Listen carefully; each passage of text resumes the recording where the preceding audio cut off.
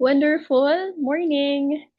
Ako po ulit si Eloisa, and for those na nag-inquire regarding sa health condition ng nanay ko at kung paano po napagaling ng green barley yung karamdaman niya, itong videong to ang sagot po sa mga katanungan po ninyo. Alright? So, si Mama ngayon, siya na ang barangay treasurer doon sa amin sa Kalubian at nakakasama na din po siya sa mga travels pa Manila, Iloilo, and even sa Cebu. Alright? So, dahil po yan sa green barley. Nung bagong labas pa lang po siya sa ospital, after a month, pinatake na po namin siya ng green barley. And ito na po yung result 1 month after taking. Alright? So, please watch po YouTube video po ito kasi gusto naming ma-document yung victory ni Mama from her current condition. Okay?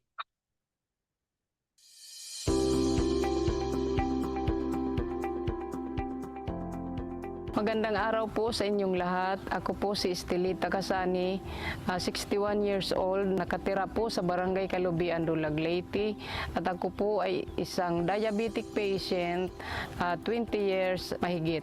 Noong March 7, ako po ay na-hospitalized, nag-stroke, nag-mild stroke ako. Itong kalahati po ng katawan ko ay na-paralyzed at hindi ko maigalaw. Hindi ako makatayo sa akin lang at inaalalayan ako ng aking anak.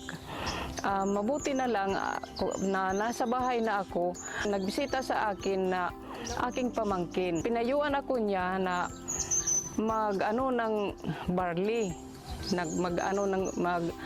gumamit nito. At curiosity ko, ako po ay gumamit nito. Pagkatapos ng isang buwan, nagpatest ako sa hospital, ay mabuti na lang at mga normal na lahat ang resulta ng aking mga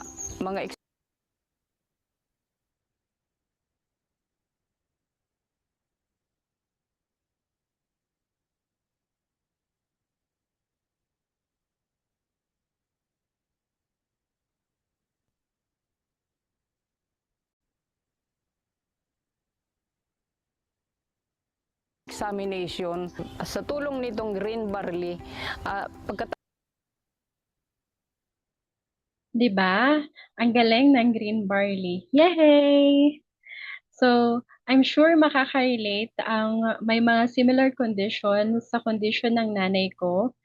Kaya, yung ginawa po namin is, aside from uploading it sa YouTube, gumawa din po ako ng summary ng mga results ni Mama after 3 months or every after 3 months kasi bumabalik or pinababalik po kasi sila ng hospital for laboratory every after 3 months.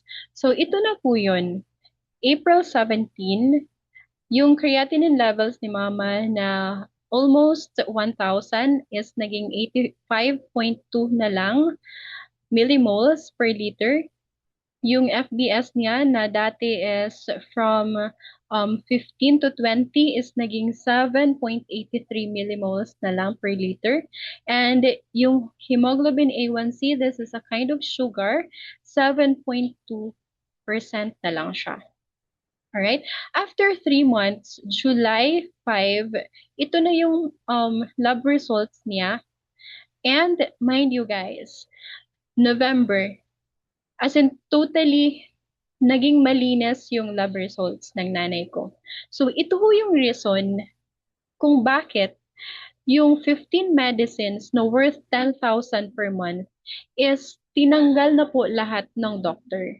So, hindi po kami or ako yung nag-advise na tanggalin yung mga medications, kundi yung doctor po.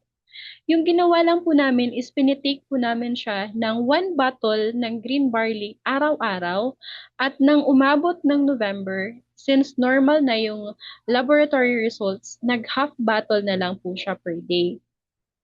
So, this is a victory po para sa family po namin. And to tell you, this is the before and after. Tingnan nyo naman ang glow kay Mama. 'di ba? Half body paralyzed na patient ngayon, nagbi-business na ng green barley. 'Di ba? Ang galing. Yay! Kaya, ang resulta po sa akin is dahil sa magandang effect ng barley or ng green barley sa aming family is that maraming inquiry ang pumasok sa amin at later on naging businesswoman po kami or naging ako ng green barley. And marami akong natulungan katulad nito. Ito ay ilan lang sa mga patient po namin sa green barley. And ang resulta po nito is that chumi-checky po kami every time magpo-purchase kami ng product. 'Di ba? Napakagaling kasi ang checking ito mismo ang ibinabayad namin sa East West para sa car amortization. 'Di ba ang galing ng effect ng green barley hindi lang sa kalusugan ng nanay ko, kundi pati sa mga bulsa po namin. Kasi ang akala naming curse noon is naging blessing na din po siya ngayon. So sa lahat po ng gustong mag-inquire about sa product, i-message niyo po ako kasi baka yung green barley na yung sagot sa matagal na ninyong problema ng pamilya mo regarding sa health condition ng iyong kamag-anak or ng mga parents po ninyo. 'Di ba? And at the same time, makatulong ako sa inyong financial problems kasi one day soon, baka ikaw na din ang makareceive ng mga cashback or cheque from Health Wealth Green Barley. So, aabangan ko po ang message nyo. As for now, goodbye everyone and you have a great day.